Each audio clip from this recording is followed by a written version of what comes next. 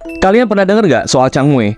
Benda ini kelihatannya kayak sekedar papan kayu besar, tapi sebenarnya punya sejarah yang lebih serem dari yang kalian bayangin. Di zaman dulu, cangwe ini dipakai buat menghukum orang di depan umum. Bayangin, kalian tuh harus jalan keliling kota dengan benda berat di leher, sambil dilihatin semua orang. Tapi kenapa sih hukuman ini bisa bikin banyak orang ketakutan sampai segitunya? Gimana kalau kalian yang ngalamin?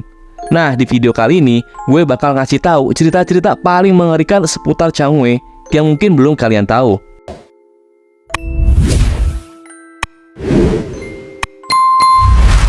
Cangwe adalah salah satu bentuk hukuman yang digunakan di Tiongkok kuno, terutama selama dinasti Tang.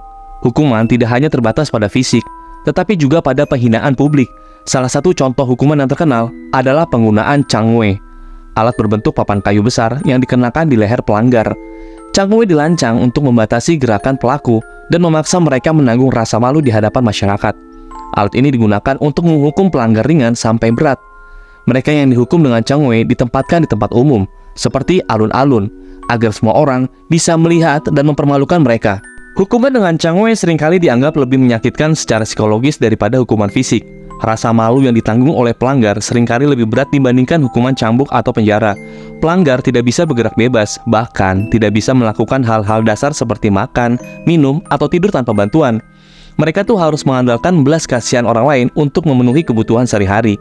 Meskipun hukuman ini terlihat sederhana, cangwe seringkali dianggap sebagai hukuman yang sangat kejam karena penderitaan dan penghinaan yang dialami oleh pelaku. Alat ini menghemat biaya penjara dan cukup efektif. Awalnya mungkin tidak terlalu parah, tapi coba bayangkan, orang ini tidak bisa menyentuh muka pakai tangannya sendiri. Kondisi penjara di Tiongkok pada masa itu sangat buruk dengan fasilitas yang minim. Penjara-penjara tidak menyediakan makanan atau pakaian, sehingga mereka harus bergantung pada keluarga untuk memenuhi kebutuhan sehari-hari. Orang-orang kaya dipisahkan dari yang miskin, dan penjara-penjara sangat mudah lolos dan diloloskan. Tahanan yang menghadapi hukuman mati seringkali dikenakan cangwe, sehingga mereka tidak bisa bergerak bebas sampai eksekusi tiba.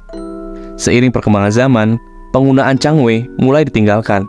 Hukuman semacam ini dianggap tidak manusiawi dan digantikan dengan sistem hukum yang lebih adil.